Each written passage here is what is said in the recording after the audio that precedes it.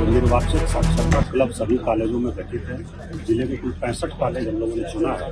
उद्देश्य यह है कि जो यंग बच्चे हैं 18 साल की उम्र जो पूरी कर रहे हैं 1 जनवरी 2024 को और उसके पहले भी पूरी किए हैं, तो वो उनका नाम मतदाता सूची में निश्चित रूप से जोड़ लिया जाए। इसके लिए हम लोग प्रयास किए हैं। आप देख रहे हैं केवल जिला निर्वाचन पदाधिकारी सह जिला पदाधिकारी पटना डॉक्टर चंद्रशेखर सिंह ने अर्हता प्राप्त सभी छात्र छात्राओं से फोटो निर्वाचक सूची में अपना नाम शामिल कराने का आह्वान किया है। वे आज बीएस कॉलेज दानापुर में विशेष संक्षिप्त पुनरीक्षण अभियान के तहत आयोजित निर्वाचन साक्षरता क्लब ELC में छात्र छात्राओं, प्राध्यापकों, अधिकारियों एवं अन्य को संबोधित कर रहे थे। उन्होंने कहा कि हमारा लोकतंत्र दुनिया का सबसे बड़ा लोकतंत्र है। हमारे महान संविधान निर्माताओं द्वारा संविधान में सार्वभौम वयस्क मताधिकार का जो प्रावधान किया गया है वह अतुलनीय एवं बहुमूल्य है। त्रुटि रहित मतदाता सूची पूरे निर्वाचन प्रक्रिया का आधार है। उन्होंने कहा कि निर्वाचक सूची में नाम रहना निर्वाचन प्रक्रिया में भागीदारी का प्रथम चरण है। यह आपकी जिम्मेदारी है। मतदाता सूची में नाम रहना वोट देने की पहली शर्त के साथ एक अच्छे नागरिक होने का प्रमाण भी है। यह आपके अपने अधिकारों एवं कर्तव्यों के प्रति जागरूक होने तथा एक सजग नागरिक होने का द्योतक भी है। इस सबसे अधिक यह इसका निर्धारण करता है कि आपके ऊपर शासन कौन करेगा। DM ने कहा कि आपको इसका अवसर प्रदान किया जा रहा है। आप सभी इसमें अवश्य भागीदारी करें। मतदाता सूची में खुद अपना नाम जुड़वाएं, साथ ही दूसरों को भी प्रेरित करें। हम लोग आपको इसके लिए सारी सुविधा प्रदान कर रहे हैं। निर्वाचक साक्षरता क्लब सभी कॉलेजों में गठित है। जिले के कुल 65 कॉलेज हम लोगों ने चुना है। उद्देश्य यह है कि जो यंग बच्चे हैं 18 साल की उम्र जो पूरी कर रहे हैं 1 जनवरी 2024 को और उसके पहले भी पूरी किए हैं, तो वो उनका नाम मतदाता सूची में निश्चित रूप से जोड़ लिया जाए। इसके लिए हम लोग प्रयास किए हैं। उसके बीच में आज हम लोगों ने बच्चों से बात किया। बहुत ही अच्छा कार्यक्रम रहा। बहुत ही उत्साह के साथ बच्चों ने भागीदारी किया है और सभी का नाम हम लोग जोड़ना सुनिश्चित करेंगे। निर्वाचन से संबंधित बच्चों के मन में जो सामान्य इच्छा होती है उसी प्रकार की इच्छा की गई और उनका जवाब हम लोगों ने दिया। बहुत ही अच्छा कार्यक्रम रहा। विद्यालय प्रबंधन को और बच्चों को बहुत धन्यवाद देना चाहिए। आज के इस निर्वाचक साक्षरता क्लब के द्वारा आयोजित इस जागरूकता कार्यक्रम में उपस्थित बीएस कॉलेज के सभी हमारे आदरणीय गुरुजन, यहाँ उपस्थित इस कॉलेज के सभी भाइयों और बहनों, ये यहाँ उपस्थित हमारे अनुमंडल पदाधिकारी, जिला उप निर्वाचन पदाधिकारी, सभी पदाधिकारीगण, मीडिया के सभी मित्रगण, ये कार्यक्रम हम लोग जो आज आयोजित किए हैं, ये भारत निर्वाचन आयोग के द्वारा एक स्वीप कार्यक्रम चलाया जाता है मतदाता जागरूकता के लिए, निर्वाचक की जागरूकता के लिए।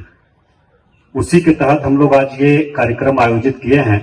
इसके 2 भाग होते हैं। स्वीप आप देखेंगे तो जैसा अभी बताया जा रहा था, systematic voter education and electoral participation, sweep ये फुल फॉर्म है इसका।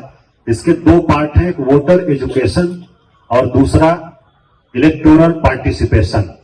तो अभी जो हम लोग आपसे बात कर रहे हैं वो दूसरे पार्ट पर आज बात करने के लिए उपस्थित हुए हैं। इलेक्टोरल रोल में आपकी भागीदारी हो, आपका पार्टिसिपेशन हो, आपका नाम जुड़े, इसके लिए आपके बीच में हम लोग आए हुए हैं। बाकी जब अनाउंस हो जाता है इलेक्शन और उस समय जो हम लोग आते हैं तो मुख्य रूप से वोटर एजुकेशन पर बात करते हैं और मतदान आप जरूर करें उस पर बात करते हैं। तो अभी निर्वाचक सूची जो है, मतदाता सूची जिसको हम लोग कहते हैं, वो उसकी तैयारी चल रही है। हर चुनाव से पहले होती है और अभी स्पेशल समरी रिवीजन SSR जो कहा जा रहा है, विशेष संक्षिप्त पुनरीक्षण कार्यक्रम चल रहा है। 27 दिसंबर से लेकर के 27 अक्टूबर से लेकर के 9 दिसंबर तक विशेष अभियान है इसमें फॉर्म कलेक्ट करने का और इसके बाद हम लोग उसको प्रोसेस करेंगे, स्वीकृत करेंगे और 5 जनवरी को फाइनल पब्लिकेशन आपका मतदाता सूची का होगा जिसमें आपका भी नाम रहेगा और उसके बाद फिर आपको इपिक जो मतदाता पहचान पत्र कहा जाता है वो आप सभी लोगों को बाई पोस्ट भेजा जाएगा। जो आप पता देंगे उस पर भेजा जाएगा। इसलिए फॉर्म भरते समय अपना पता वगैरह भी सही भरिएगा अपना मोबाइल नंबर और सब डिटेल जरूर दीजिएगा। और अभी चूंकि हम लोग कॉलेज में बात कर रहे हैं, इन्वेस्टर्स के बीच में बात कर रहे हैं, सिर्फ फॉर्म 6 की बात करेंगे, नाम जोड़ने की। उसके लिए आप ऑफलाइन भी दे सकते हैं फॉर्म भर करके, यहाँ काउंटर बना है, यहाँ से लेकर के, और अगर आपको मिल गया है तो उसको फिलअप करके उसको कैंपस एम्बेसडर के माध्यम से, और जो निर्वाचक निबंधन पदाधिकारी हैं यहाँ के, वो आपको उपलब्ध करा देंगे। कोई पदाधिकारी यहाँ भेजेंगे, उनके पास जमा कर सकते हैं, कलेक्ट कर लेंगे और प्रोसेस करेंगे। दूसरा ये कि कहीं के भी आप हो, कहीं भी नाम जुड़वाना चाह रहे हैं, फॉर्म यहाँ दे दीजिएगा। अगर इस विधानसभा क्षेत्र का है तो हम लोग यही उसको जोड़ लेंगे नाम को।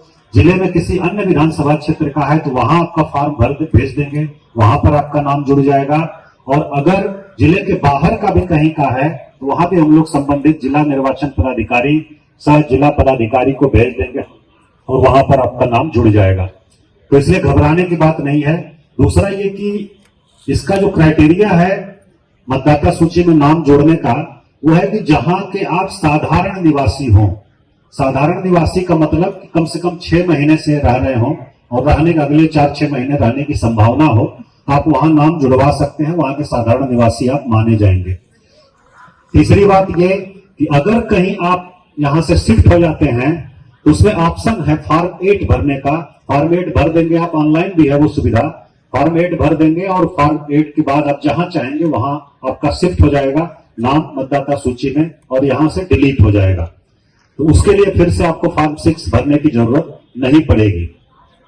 ऑनलाइन चूंकि आप लोग यंग हैं अभी और टेक्निकली फ्रेंडली हैं और आप सभी लोग मोबाइल यूज करते हैं, इसलिए ऑनलाइन भी आप इसको देख सकते हैं, भर सकते हैं।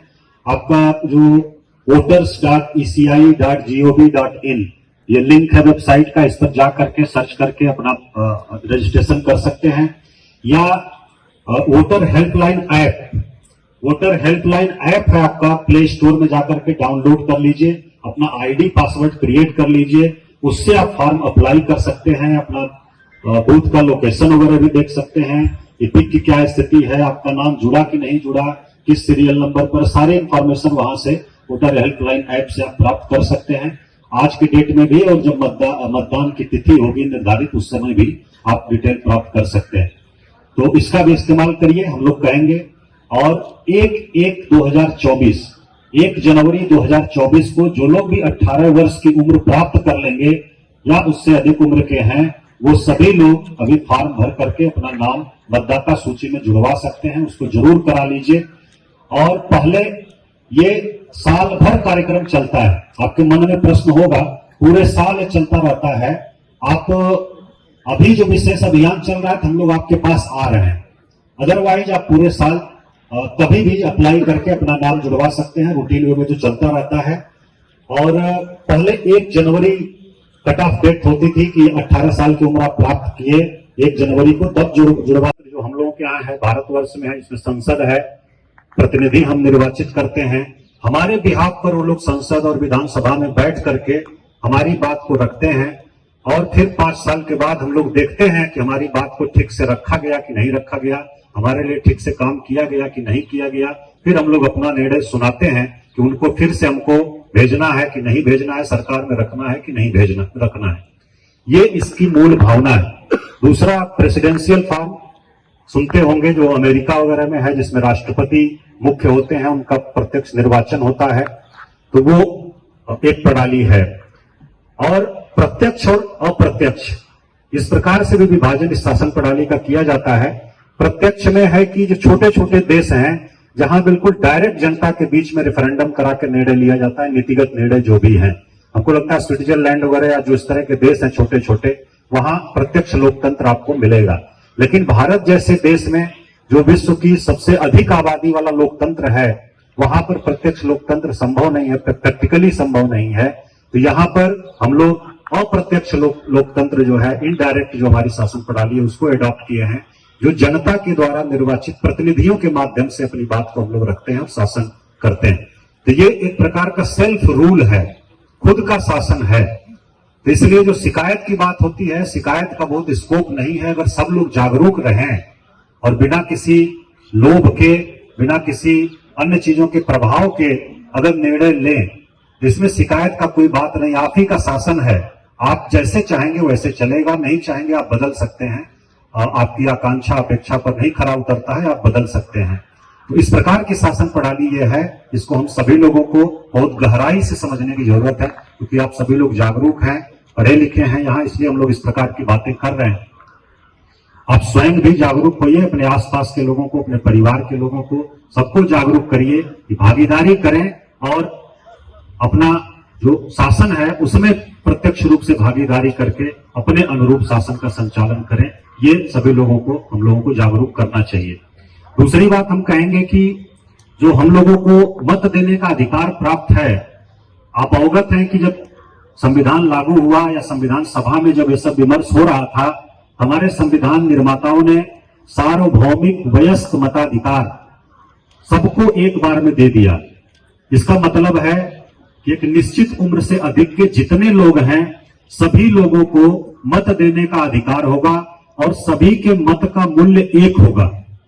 दोनों बातें हैं, प्रत्येक व्यक्ति को मत देने का अधिकार होगा और उसके मत का मूल्य भी एक होगा।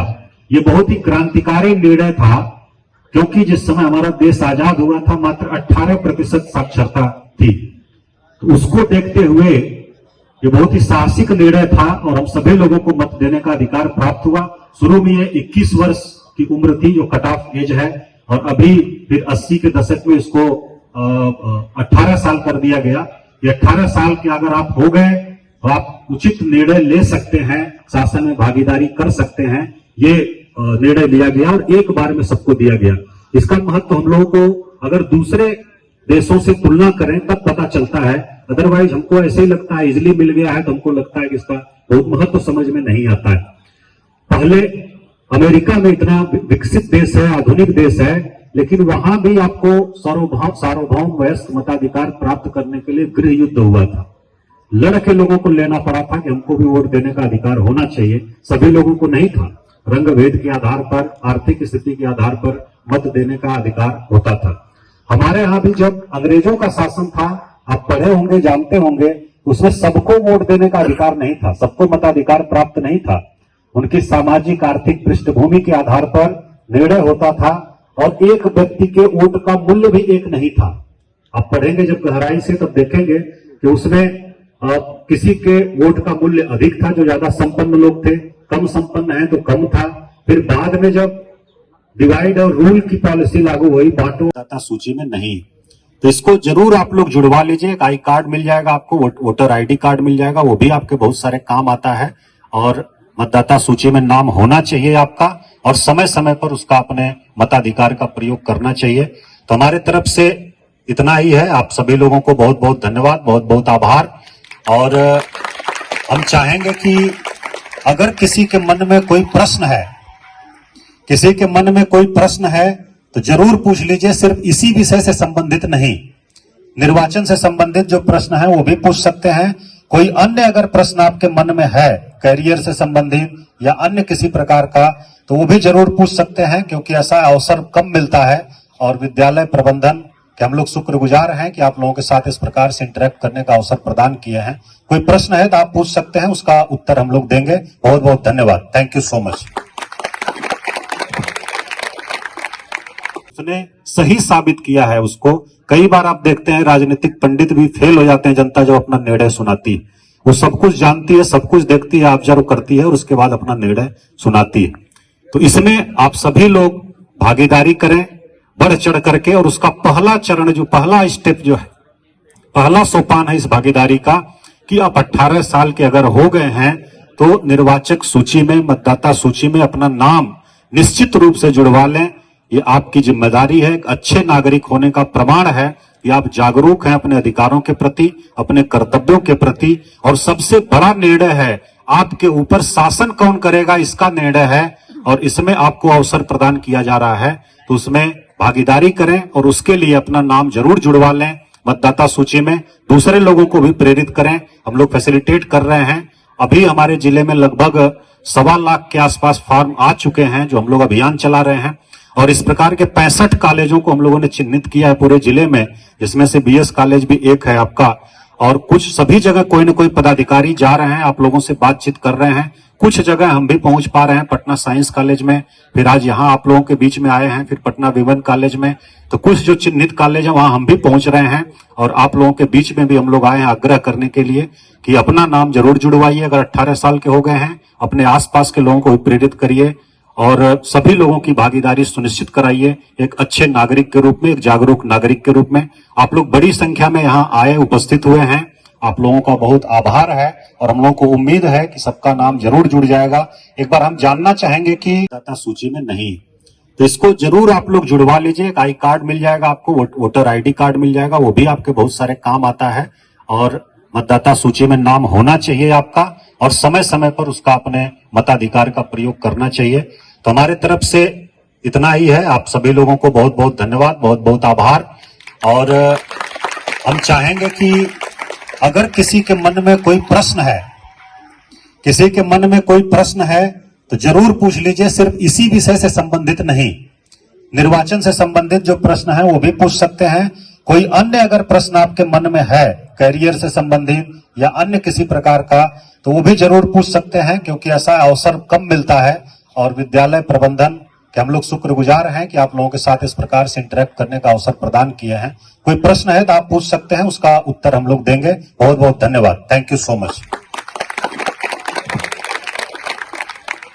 तो एक शब्द में आप अपने शब्द में डिफाइन करना चाहते हैं तो कैसे आप कर पाएंगे? बहुत बहुत तो ये इंटरव्यू टाइप का प्रश्न हो गया आपका। इंटरव्यू बोर्ड में लोग पूछते हैं इस तरह का। तो कलेक्टर शब्द जो है मुख्य रूप से हम लोग देखें तो इसका तो ओरिजिन मिलता है, मुगल काल में भी समाहर्ता शब्द हुआ करता था। जो लोग टैक्स कलेक्शन करते थे बेसिकली, और उस समय अंग्रेजों के समय भी रहा, उस समय मुख्य काम जो होता था कलेक्टर का वो टैक्स कलेक्शन होता था। चाहे जिस फॉर्म में हो, चाहे फसल का कुछ हिस्सा लेना हो सभी लोगों से, कुछ गांवों से वसूलना हो, जो भी था, तो टैक्स कलेक्शन प्रायोरिटी में रहता था, इसलिए उसको कलेक्टर कहा जाता था। और वो डिस्ट्रिक्ट लेवल का ऑफिसर होता था तो उसको डिस्ट्रिक्ट कलेक्टर कहा जाता था। तो समाहर्ता शब्द उससे आया है और आज भी वो फंक्शन है। जो हम लोग देखते हैं इंटरनल रिसोर्सेज कितने हैं हमारे जिले में, जिससे कि सरकार को रेवेन्यू प्राप्त होता है, राजस्व प्राप्त होता है, उसकी मॉनिटरिंग होती है। चाहे लैंड रेवेन्यू हो, चाहे का रजिस्ट्री होती है, उससे जो रेवेन्यू आना है, या फिर अन्य तरह के जो भी हैं, ट्रांसपोर्ट का है उससे भी रजिस्ट्रेशन होता है, उससे भी कुछ रेवेन्यू आना है। तो आज भी वो फंक्शन है, इसलिए कलेक्टर शब्द आज भी एग्जिस्ट कर रहा है। दूसरा डिस्ट्रिक्ट मजिस्ट्रेट, तो मजिस्ट्रेट शब्द कहने से एक क्वासी जुडिशियल फंक्शन का बोध होता है कि न्यायिक कार्य, मुख्य रूप से अर्ध न्यायिक कार्य वो भी कलेक्टर को करना होता है, तो डिस्ट्रिक्ट मजिस्ट्रेट उसको कहते हैं। और वहां उससे अपेक्षा की जाती है कि जुडिशियस होगा, अपना जुडिशियस माइंड अप्लाई करेगा, बिल्कुल निष्पक्ष और पारदर्शी ढंग से निर्णय लेगा, जो उचित है वही निर्णय लेगा। अगर दो लोगों में कोई विवाद है, हमारे पास आते हैं तो सबका पक्ष सुनना है। इवन अगर राज्य से कोई विवाद है, आपको स्टेट से कोई विवाद है, जैसे कि कोई सरकारी जमीन है आप क्लेम कर रहे हैं, तो हम आंख मूंद करके ये नहीं कह दें कि नहीं सरकारी जमीन कह दिया गया है तो हम आपको नहीं छोड़ेंगे, आपके पास चाहे जो कागज हो, चाहे जो चीजें हो, आप जाइए, ये नहीं कह सकते। आपको जुडिशियस माइंड अपना अप्लाई करना है, दोनों की बातें सुनना है। और अगर उसके पास पर्याप्त साक्ष्य है, कागज है कि सरकारी जमीन किसी जमाने में थी, उसको इस ढंग से प्राप्त हुई है, बंदोबस्त हुई है, उसके पास कागज है, तो फिर उसके पक्ष में आपको निर्णय करना पड़ेगा और करना चाहिए। तो ये जो डिस्ट्रिक्ट मजिस्ट्रेट वाला फंक्शन है। और बाकी कोई इंक्वायरी है, और जैसे कस्टोडियल डेथ हो गई, पुलिस कस्टडी में हो गई, तो वो भी आपको एक इंक्वायरी करना पड़ता है, कराना पड़ता है मजिस्ट्रेट से। कहीं विधि व्यवस्था की समस्या हो गई, उसमें भी मजिस्ट्रेट को रहना पड़ता है, ताकि ये रहे कि निष्पक्षता सुनिश्चित हो कि मजिस्ट्रेट जो कह रहे हैं विचार करके, बाकी वो बाद में उसको आदेश को स्क्रूटनाइज किया जा सकता है हायर लेवल के द्वारा, लेकिन तत्काल एक अपेक्षा है कि आप मजिस्ट्रेट हैं तो सभी परिस्थिति को देख करके जो उचित है, न्यायोचित है, वही आप निर्णय लेंगे। इसलिए डिस्ट्रिक्ट मजिस्ट्रेट कहा जाता है। मजिस्ट्रेट से मेनली यही जो क्वासी जुडिशियल फंक्शन है वो कवर होता है, विधि व्यवस्था इत्यादि कवर होता है। और बाकी कलेक्टर से आपका रिसोर्सेज का कलेक्शन जो अभी है वो कवर होता है। और एक है इस तरह का गिरावट हम लोग देखते हैं, ये नहीं होनी चाहिए। जो हम लोगों का हाई लेवल का स्टैंडर्ड उसको मेंटेन रखना चाहिए। और स्पेशली अगर आप किसी सर्विस में हैं या यूनिफॉर्म सर्विस में हैं तो आपकी जिम्मेदारी ज्यादा बढ़ जाती है। इवन आप स्टूडेंट हैं, पढ़े लिखे हैं, और एक सिंबॉलिक वैल्यू है उसका कि समाज में आप पढ़े लिखे हैं, आप अपने को उदाहरण प्रस्तुत करना चाहिए आपको बाकी लोगों के लिए। बाकी लोगों को देख के नहीं लगे कि क्या पढ़ते हैं, ऐसे काम कर रहे हैं, क्या पढ़ते हैं। तो उसके लिए थोड़ा त्याग करने की जरूरत पड़ती है, उसमें कमी आती है, तभी इस प्रकार का होता है, वो नहीं करना चाहिए। इस प्रकार का जो टेम्पटेशन है उससे थोड़ा सा बच के और स्ट्रांग अंदर से होना चाहिए, तो आप कर लेंगे इसको। Thank you.